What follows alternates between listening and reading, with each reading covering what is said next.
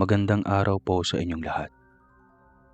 Ang kwentong ito ay patungkol sa engkanto at aswang ng buhay ko. Tulog ka na, Erlinda. May pasok ka pa bukas. Utos ng kanyang ina na si Aling Magda. Opo, Nay. Tatapusin ko lang itong takdang aralin ko sa Filipino. Malapit na rin itong matapos. Patayin mo yung ilaw. Magdasal ka bago matulog, ha? At higit sa lahat, isara mo yung bintana. Wala tayo sa syudad. Tandaan mo yan. Nandito tayo sa probinsya. Mahabaging bili ng kanyang ina. Tumangaw lang siya, ngunit pagkatapos siyang magawa ang kanyang takdang aralin, ay hindi na nga niya nailigpit ang mga gamit sa eskwela. Hindi niya na malayang nakatulog na siya at hindi na nagawang manalangin at magsara ng bintana. Tila dinuduyan siya ng antok dahil na rin sa malamig na simoy ng hangin na pumapasok mula sa nakabukas na bintana. Bigla siyang naalimpungatan ng biglang may dumapong kamay sa kanyang hita. Ramdam niya ang init nito. Sa sobrang antok ay hindi na niya nagawang imulat ang kanyang mga mata. Hanggang sa maramdaman na lamang niya ang mainit na labing mapangahas na dumapo sa kanyang leeg. Paakyat iyon hanggang sa kanyang labi. Lumalim iyon kaya dalang-dala siya sa sensasyong dulot ng bagay na iyon na unang beses lang niyang natikman sa buong buhay niya. Ika-4 na taon pa lamang siya sa high school at hindi pa niya naranasan ang magkaroon ng nobyo. Ngunit ito at nasubukan na niya ang ginagawa ng magnobyo o yung magjowa.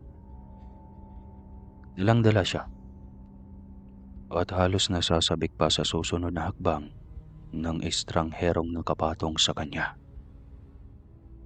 Naging mas mainit pa ang tagpo nang maramdaman niya ito sa kanyang loob. Natapos iyon at ramdam niya ang sarap sa pagkaramdam. Kahit pa may kirot siyang naramdaman sa kanyang pribadong parte ng katawan. Ngunit bigla siyang nagising sa mga yugyug ni Aling Magda, ang kanyang ina. Ano ba, Erlinda? Gumising ka! Halos pasigaw na ang boses ng ginang dahil sa nerbiyos. Kanina pa kasi umuungol si Erlinda.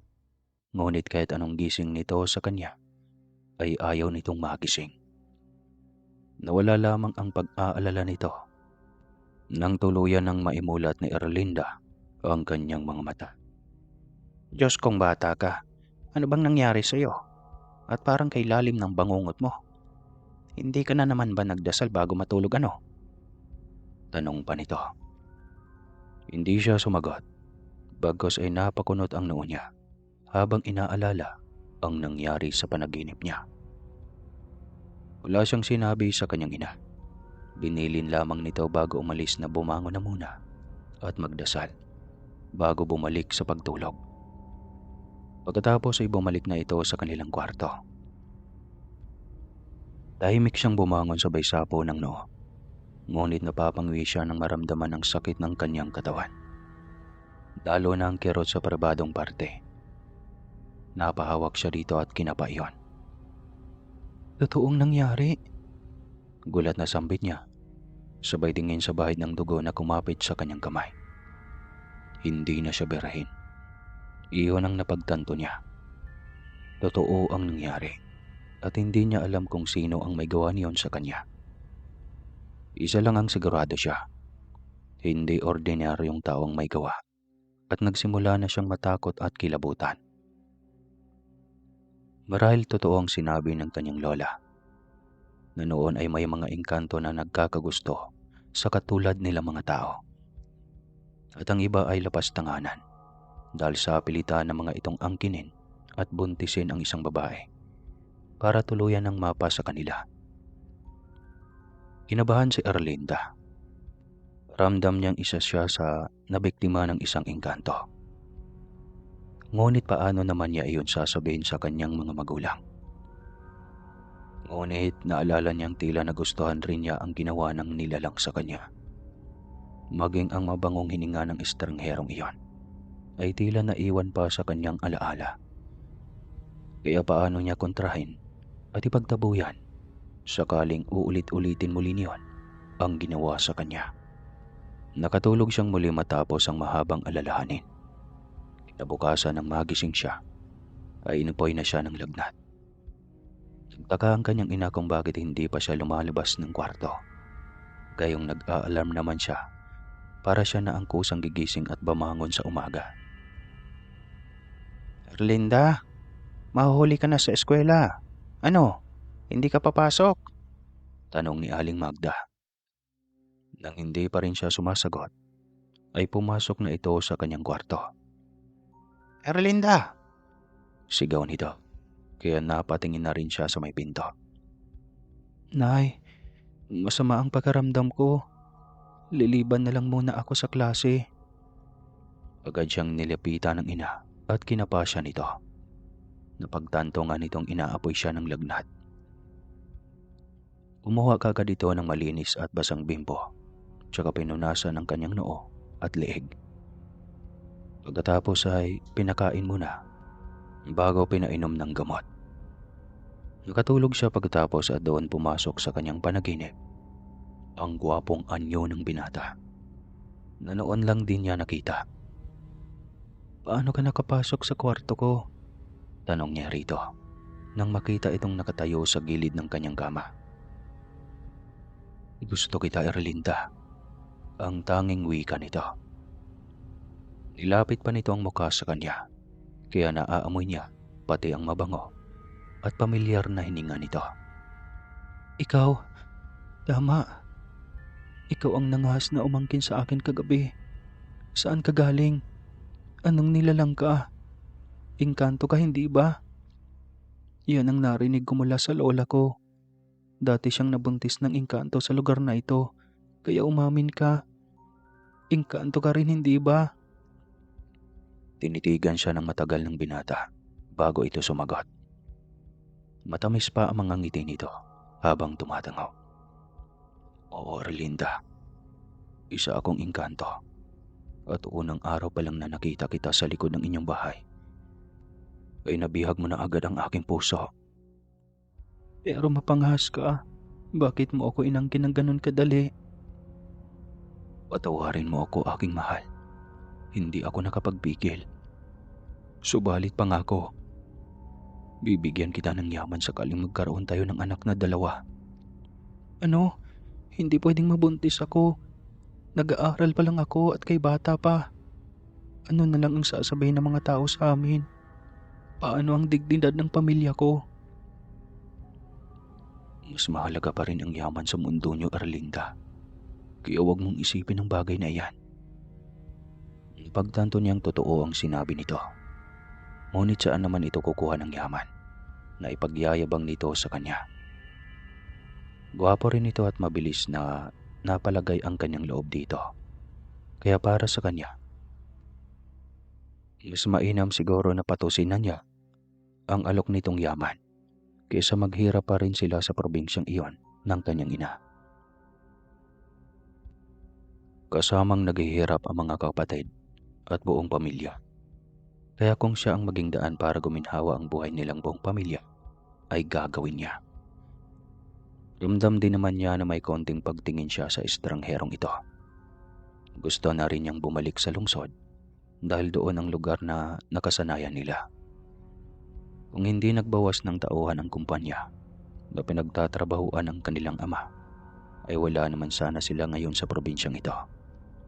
Kaso ay isa ang kanyang ama na minalas, natanggal sa trabaho. Kaya sila napilitang lumuwas dahil napagdesisyonan ng kanyang ama at ina na magsaka na lang.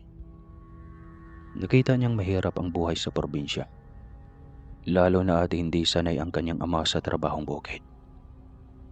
Kaya naisip niyang magandang bagay na rin na nagustuhan siya ng engkanto at inalok ng yaman kapalit ang lahi nito. Ngunit naging komplikado ang kanyang buhay pag-ibig dahil may nakilala pa siya sa kanilang campus na isang gwapong binata na laging nakasunod kung saan man siya mapunta, sa librarya man o kantin man. "Lemuel, Napapansin ko na madalas kang naka-stalk lagi sa akin. Ano, may problema ka ba sa akin? Parang kang tanong niya sa binata isang beses. Yumuko ito at hindi makatingin ng diretso sa kanya. Naging probinsya ito kaya alam niyang konserbatibong binata ito. Kaya napatawa na lamang siya. Ay naku Lemuel, sa susunod ka na bumuntot sa akin kapag magkaroon ka na ng lakas ng loob. Wika niya sabay taliko dito. Ngunit natigil siya sa paglalakad nang biglang hinabol siya nito at hinawakan sa kamay. Ramdam pa niya ang panlalamig ng kamay nito. Kaya napangiti siya sabay tingala sa matangkad at gwapong binata. Kasi Erlinda, gusto sana kitang iyayain na magmerienda tapos mag-usap tayo. Wala naman tayong pasok sa susunod na subject dahil wala si teacher. Kaya gusto kitang makausap. Talaga? Bakit naman? Wala lang. Gusto lang kitang maging kaibigan. Napangiting muli si Erlinda. Halata sa boses ng binata na mahihain ito. Ngunit ayos na rin. Pinilit nitong kumawala sa pagiging torpe para lang mapalapit sa kanya. Simpleng kwentuhan lang, ngunit madalas ay siya ang napapakwento. Tungkol lahat iyon sa kanilang buhay sa lungsod at kung paano sila napadpad sa probinsya. Buti na lang pala at nawalan ng trabaho ang iyong tatay, natatawang wika nito. Natuwa ka pa talaga, nayahimot niyang wika. Siyempre, hindi naman kita makilala kapag nagkataon. Ikaw talaga Lemuel, o siya, pumasok na tayo. Malapit na ang sunod na subject natin. Wika niya sabay tayo. Sumunod naman ito sa kanya. Isang kumpol ng mga kababaihan at kalalakihan ang kanilang nadaanan. Iyon ang mga kaklase din nila. Kakaiba ang tingin ng mga ito sa kanila, lalo na ang mga ngiti nito. Pareho yatang may mga lahi ang mga ito at halatang ang bilis naging malapit sa isa't isa. Wika pa ng isa. Hindi niya iyon naintindihan, ngunit napangiti lang siya. Ang sa utak niya ay may lahing katulad ng isang mistiso at mistisa. Kasi may lahi din naman talaga silang dayuhan. Ang kanyang lola ay anak ng Kastila na nakapag-asawa ng Pilipina. Kaya may lahi talaga sila. Tawanan ang mga ito nang makalampas na sila. Kaya napakunot ang kanyang noo sabay lingon. Hindi na niya napigil ang pagtataray. Anong nakakatawa sa pagkakaroon ng lahi? Kayo mga probinsyana, ang iitim at ang papangit na nga ninyo. Mahilig pa kayong mambuli. Manalamin kayo ha? Inis na wika niya. Nagalit ang isa sa mga ito at nilapitan silang dalawa ni Lemuel. Hoy, ilugar mo yung katarayan mo dahil isa ka lang baguhan sa lugar na ito. Baka ilang pasok ka namin sa sahig eh. Sino ka para magtaray? Tanong pa nito. Sige nga, subukan mo nang malaman natin kung sino ang mailang paso sa sahig. Ayus-ayusin niyo ang pakikitungo sa mga tao nang hindi kayo magantihan. Kayo pa talagang galit ha? Sagot niya. Aba, matapang. Sagot ng isa. Doon na nang himasok si Lemuel. Nabadilim ang kanyang anyo at halatang napuno na rin. Huwag nang subukan ng taong walang ginagawa sa inyo dahil hindi nyo alam kung anong maging ganti ng pagiging mayabang at bully nyo. Wika ni Lemuel. Natahimik ang mga ito na tila takot kay Lemuel na sa unang pagkakataon ay pumatol na rin sa pambubuli nila dito noon pa man. Tila ikinagulat pa iyon ng mga ito. Hindi na kumibo pa si Erlinda dahil naisip niyang nariyan si Lemuel para ipagtanggol siya sa mga ito. Baguhan lang din siya at hindi pamilyar ang mga ito, kaya nakaramdam din siya ng takot. Baka mamaya ay bigla siyang harangan sa daan at bugbugin. Mag-isa lang siya samantalang ang mga ito ay marami. Nakaramdam lang siya ng ligtas siya noong hawakan ni Lemuel ang kanyang kamay at hinila na para pumasok sa loob ng kanilang classroom. Halika na, Erlinda. Huwag mo silang patulan. Ganyan talaga ang mga yan. Mga walang modo. Wika ng binata. Nagpatianod na rin siya dito at hindi na muling lumingon pa. Pasalamat pa rin siya dahil may nakilala siyang binata na handa siyang samahan at ipagtanggol sa mga ito. Naging tuloy-tuloy ang kanilang pagkakaibigan ni Lemuel. Napapadalas ang kanilang pagsasama hanggang sa nanligaw na rin ito. Ngunit batid niyang may isang engkanto na nagmahal sa kanya at naibigay na rin niya ang kanyang sarili dito. Napagtanto niya na dapat hindi na siya nakapaglapit kay Lemuel. Masasaktan lang niya ang binata kapag tatapatin niya ito. Makalipas ang ilang linggo nilang pagkakakilala at pagiging malapit ay bigla nga nitong inamin na may nahal siya nito. Kahit pa noong unang pagkakilala pa lamang nila ay nabighani na niya ang puso ng binata. Hindi siya nagsinungaling dito. Ipinagtapat niyang lahat dahil ayaw niyang maging hindi patas lalo na at mabait ito sa kanya. Kasi Lemuel, may nobyo na ako. Pasensya na. Hinging dispensa pa niya pagkatapos. Pagkagulat na reaksyon sa mukha ng binata. Hindi ito makapaniwala dahil sila naman lagi ang magkasama. At si Erlinda ay naguguluhan din kung nobyo nga ba niya ang binatang engkanto na pinagkalooban niya ng kanyang pagkababae. Kasi simula nung naangkin siya nito at nagpakitang isang beses sa kanyang panaginip ay hindi na ito nagparamdam pa. Wala na siyang balita dito kaya nakuha na rin ni Lemuel ang kanyang atensyon. Ngunit hindi ibig sabihin na limot na niya ang unang beses na inangkin siya nito. Lalo na at pinangakuan pa siya nito ng yaman. Hindi para sa kapakanan niya ang kanyang iniisip, kundi sa kanyang mga magulang na rin. Bakit pa kailangan magpakahirap ang mga ito kung may magandang oportunidad naman?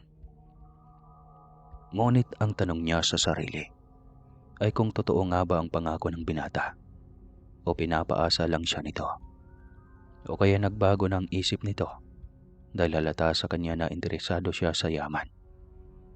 Naawa na rin siya sa kanyang ama kung kaya't wala siyang pag-alinlangan sa naging alok ng binatang engkanto noon.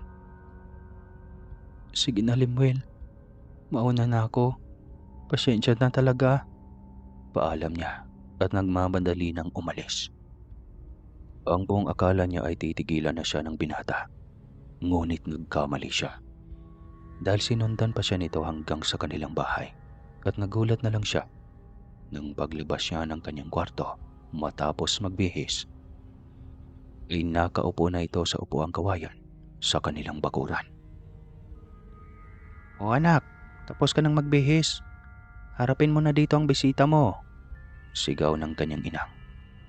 Nagsusunog ng tuyong damo ito sa gilid ng bakuran. Nagulat man ay hindi na siya nagsalita at tahimik nang nilapitan ang binata. Paano ka nakarating dito? Sinundan mo ba ako? Tanong niya sa binata. Oo, at pasensya na talaga Erlinda. Hindi ko matanggap na nabastid mo ako. Pero tinanong ko ang nanay mo. Ang sabi niya ay, wala ka pa namang nobyo at wala pang may nanligaw sa'yo. Kaya ipinagtapat ko sa iyong ina na ako ang unang lalaking manghas na manligaw sa'yo. Mas lalo siyang nagulat sa lakas ng loob na meron ang binata. Hindi man lang niya masabi dito ang tungkol sa binatang engkanto. Paano naman niya ikukwento kay Lemuel? Marahil ay hindi pa rin siya paniwalaan kung sakali. Nasaan ka na ba kasing engkanto ka? Bakit hindi ka na nagparamdam? Tanong niya sa utak at halatang naiinis na. Wala siyang magawa kundi ang harapin na lang ang kanyang manliligaw na binata. Simula ng araw na iyon ay naging tuloy-tuloy ang panliligaw ng binata sa kanya na siyang hinahayaan na lang din niya.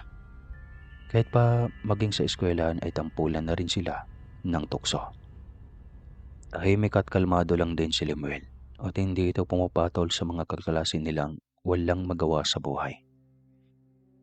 Isang umaga ay masamang balita ang bumungad sa kanilang eskwelahan. Natagpuan ang katawan ng isa nilang kaklase na nangunguna lagi sa pambubuli sa kanila ni Lemuel. Wala ng buhay at nawawala pa ang ibang parte ng limang loob. Habang nakakabit ang katawan sa puno ng malaking kahoy sa harap mismo ng campus, marami ang nakakita kaya inala ng lahat ay isang aswang ang may gawa ng bagay na iyon. Nagsimulang matakot ang ibang mag-aaral kaya naalarma na rin ang buong campus at administrasyon. Kaya minabuti na ng pinamunuan ng paaralan na maagang tapusin ang klase sa hapon. Kawawa naman si Ella wika na Erlinda kay Lemuel habang naglalakad sila pauwi ng hapong iyon. Ihahatid siya nito diretso sa kanilang bahay. Bakit ka maaawa sa babaeng iyon? Napakasama ng ugali.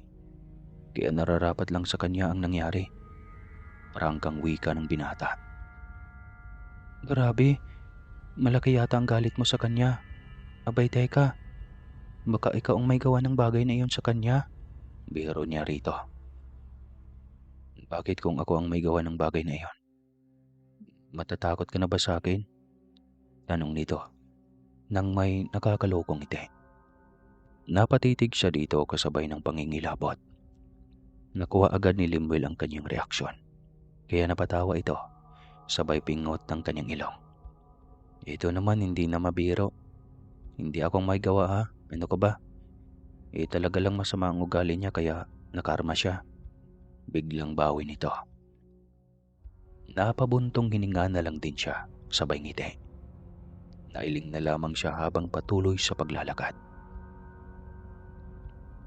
Lumipas sa mga araw at sunod-sunod na napabalita ang pagkawala ng katawan ng mga kaklase nila Erlinda. Iyon yung grupo nila Ella na laging nang bubuli sa kanila ni Lemuel. Apat na silang lahat ang nababalitang natagpuan na patay at nawawala amang lamang loob. Kahit sinong magsabi ay laging konklusyon ay aswang ang may gawa.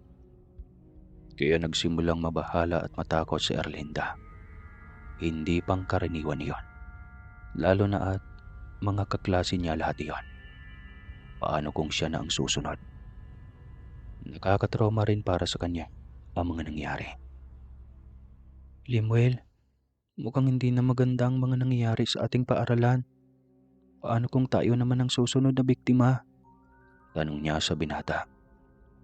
Ano ka ba Erlinda? Huwag kang matakot. Hindi mangyayari iyon. Tanging sagot nito. Tignan mo ang nangyari sa ating mga kaklase. Isa-isa silang pinapatay.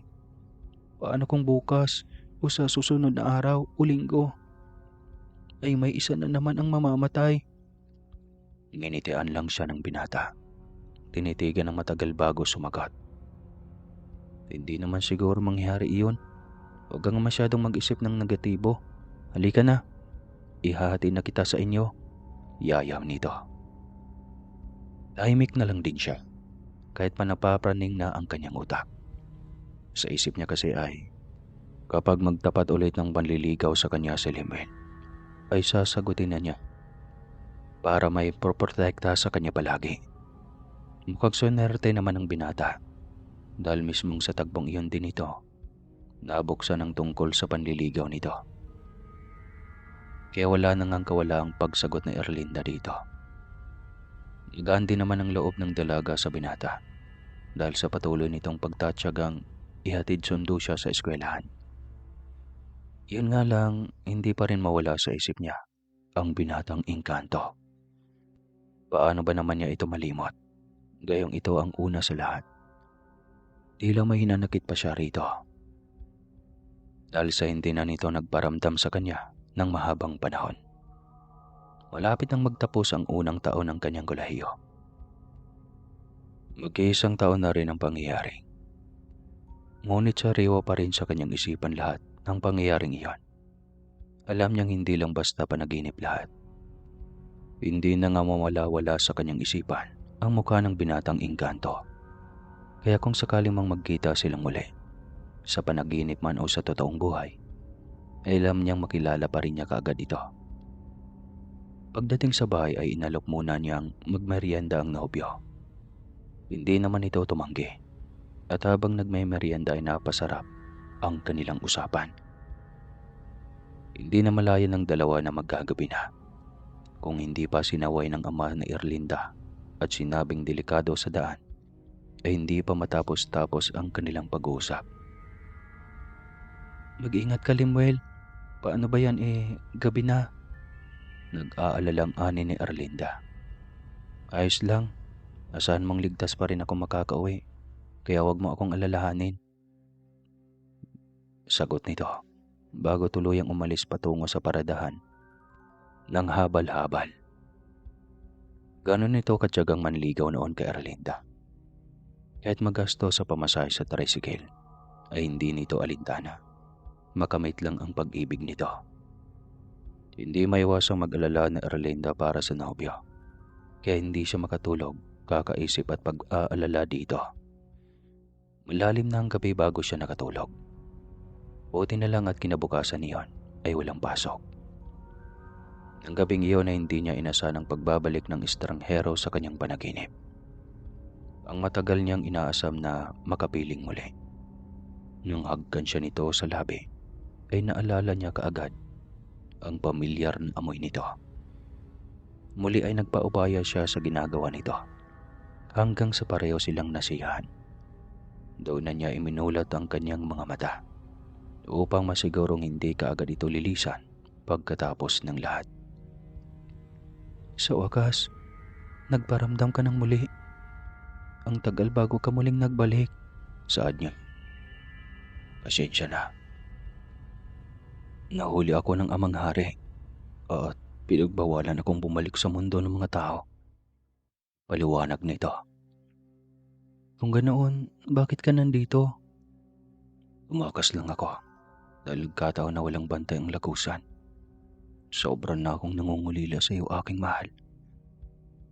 Hindi man lang kita nakilala kahit ilang beses ko nang naipagkaloob ang aking sarili ko sa iyo. Reklamo niya. Ako si Idhas. Ang pangalan ko ay Idhas, aking mahal. Pakilala nito. Kakaibang tuwa ang nadarama ng dalaga dahil sa wakas ay nakilala na niya ito. Mas nasilayan pa niya ang muka at ang hiling niya rito ay manatili muna ng matagal bago umalis para bumalik sa mundo nito. Halos makalimutan na ni Erlinda si Limuel. Minahal din naman niya ito dahil sa atensyon na ibinibigay nito sa kanya. Ngunit ibang kasiyahan ang pinaparamdam ni Idhas. Lalo na kapag pinapaligaya siya nito. Tsaka na lamang niya poproblemahin ang sitwasyon sakaling magkabistuhan na. Ang mahalaga muna ay parehong napapasaya siya ng mga ito. Huwag mo kong iwanan, Idhas. Ipasyal mo muna ako kahit saglit lang. Kahit isang buong araw lang. Gusto kitang maging kasama ng matagal. Hiling niya rito. Pinagbigyan siya ng binatang engkanto. Dinala siya nito sa isang lugar. Kakaibang lugar na sobrang ganda ng mga tanawin. Tila hindi nakakapagod maglakbay sa napakagandang lugar na malaparaiso dahil sa mga bulaklak na iba-iba ang kulay. Nagliliparang mga paru-paro at mga maberdeng punong kahoy. Wala nang ibang sumagi sa isipan pa ni Erlinda.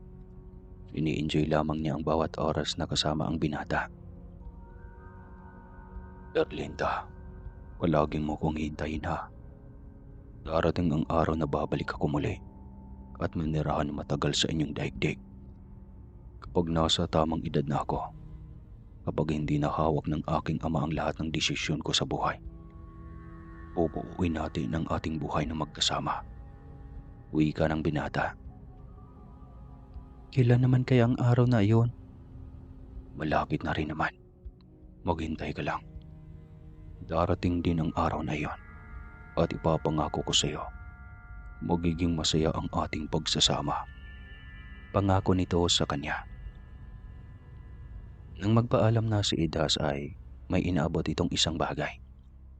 Isang kaperasong ginto, kaya nagulat siya at napatanong dito. Ano to? bayad mo ba sa akin ito? Sabi ko hindi ba dati, bibigyan kita ng yaman.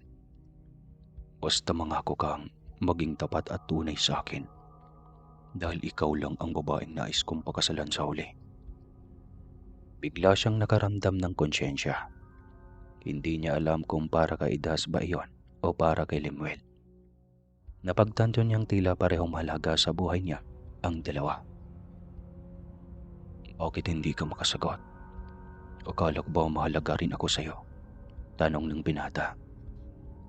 Oo naman, mahalaga ka sa akin. Sobrang mahalaga ka sa akin, Idas.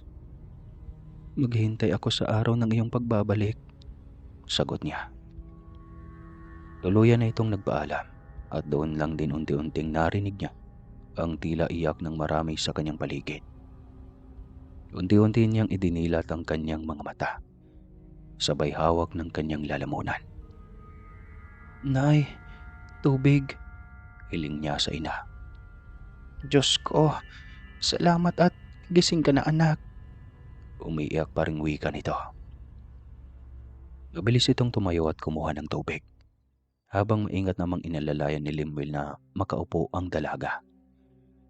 Kita ang tuwa sa mukha ng binata habang nakatitig kay Erlinda. Buong magdamag din itong nakabantay para hintayin ang paggising ng nobya. Pagkatapos uminom, ay napagtanto ng dalaga kung bakit siya iniiyakan ng mga ito. Sus Mariusip na bata ka. Hindi mo ba alam na halos 3 araw ka ng tulog? Saad ng kanyang ina. Nagulat rin siya at nagtaka. Paanong ganun katagal siyang natulog? Muli niyang inalala ang nangyari. Nagkasama sila ni Idas ng matagal, ngunit hindi yon aabot ng 3 araw. Hindi nga yata yon aabot ng 1 buong araw kung tutuusin.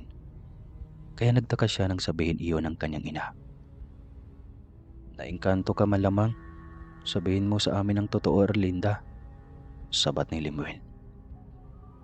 Nagulat ang dalaga at hindi nito alam kung ano ang isasagot. Hindi niya pwedeng ikwento na sumama siya sa isang engkanto at lalong hindi niya pwedeng sabihin na may nobyo siyang engkanto dahil nobyo rin niya ito. Hindi ko alam. Wala akong maalala. Pagsisinungaling niya. Natakot siyang aminin ang totoo, lalo na kay Lemuel, nung matagal nang nagtiyaga sa kanya. Alam niyang minahal siya ng binata ng tunay. Natatakot siya na dumating ang araw na mabisto nito ang kanyang lihim. Walang apoy na hindi lalabas ang usok. Iyon madalas marinig niya noon sa kanyang mga magulang. Kaya alam niyang darating ang araw na mabisto siya ng 2 lalaki sa buhay niya. Nang makapagpahinga na siya ay iniwan silang 2 ni Lemuel sa loob ng kanyang kwarto upang makapag-usap ng masinsinan. Walang katulad ang sayang nadarama ng binata ng mga sandaling iyon. Nais sa kwento na Erlinda ang tungkol sa engkantong manliligaw. Ngunit natatakot siya na oras na malaman ni Lemuel ang mamagitan nila ng binatang engkanto ay hihiwalayan na siya nito. Magpahinga ka na, mahal ko. Nandito lang ako. Babantayan kita. Saad ni Lemuel habang nilalaro ang kanyang buhok. Nakahiga pa rin siya sa kanyang kama. Biglang umihip ang malakas na hangin.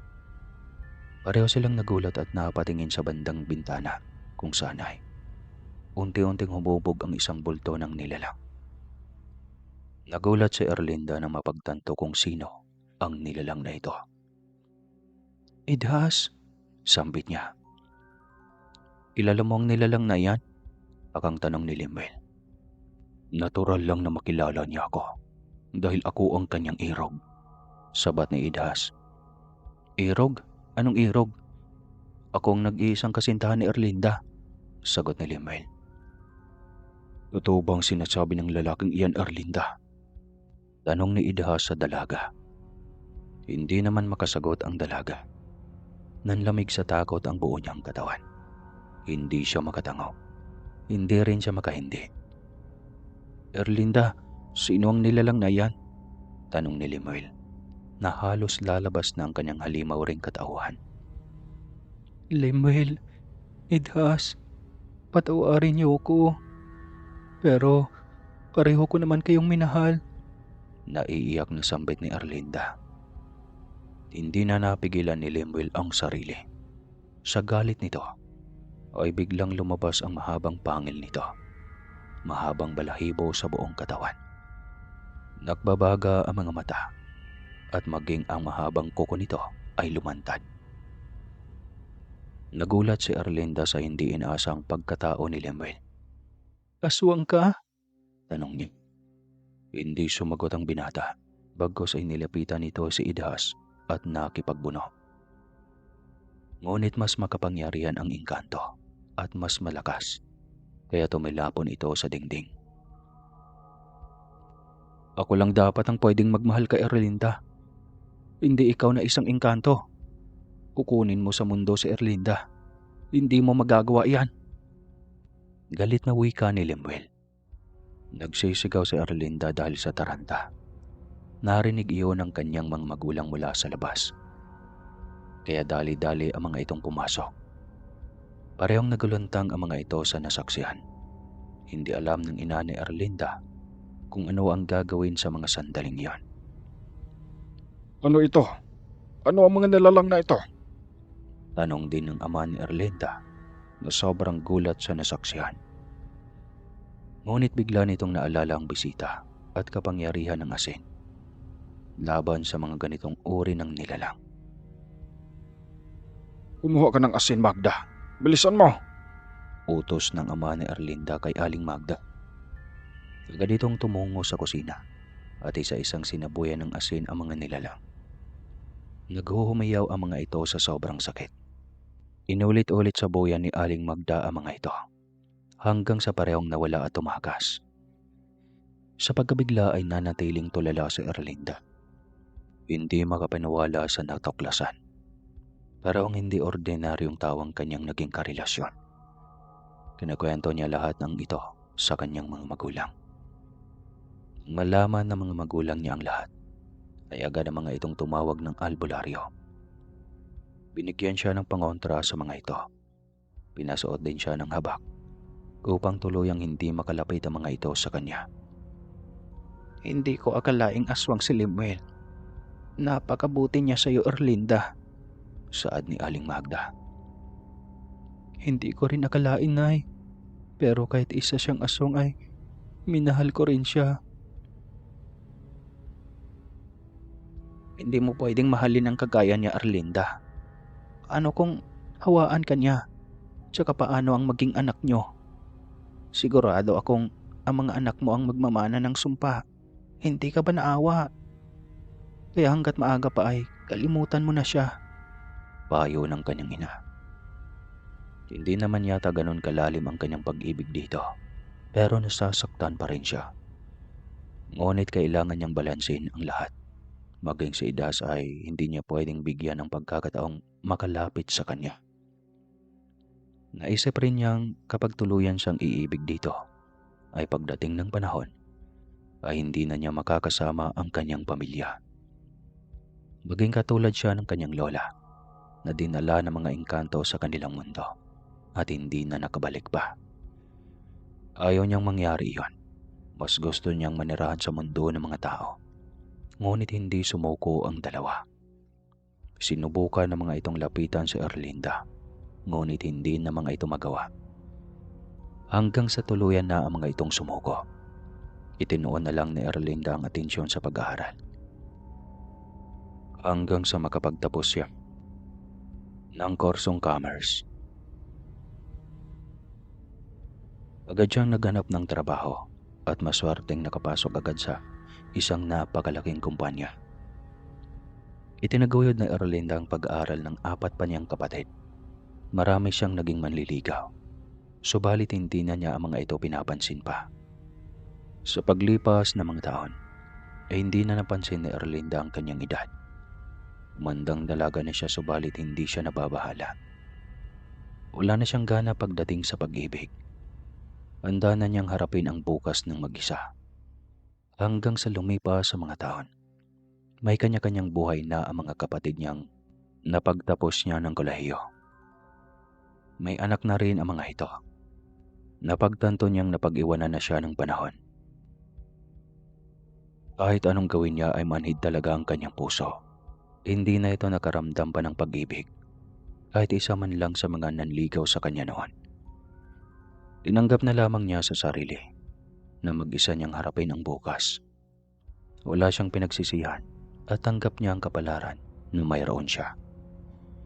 Siya rin naman ang may gawa kung bakit naging ganoon ang direksyon nito. Ito ang libro ng kanyang buhay. Wala mang masayang wakas ang buhay pag-ibig niya. Binigyan naman niya ng magandang bukas ang lahat ng kanyang mga kapatid. Maging ang kanyang nanay at tatay na noon pa ay gusto na niyang bigyan ng kaginhawaan. Muli ay napagpatayuan na niya ito ng mga bahay sa lungsod. Hindi na rin naghihirap sa pagbubungkal ng lupa ang kanyang ama. Tuluyan ang gumaan ang buhay nila. Kaya malaki ang pasalamat ni Erlinda sa taas dahil sa buhay na mayroon sila ngayon. Kaya sa mga binatang nakikinig dyan, ligawan nyo na si Erlinda. Di joke lang. At hanggang dito na lang po ang kwentong ito. Sana ay nagustuhan ninyo. Maraming salamat. Wakas.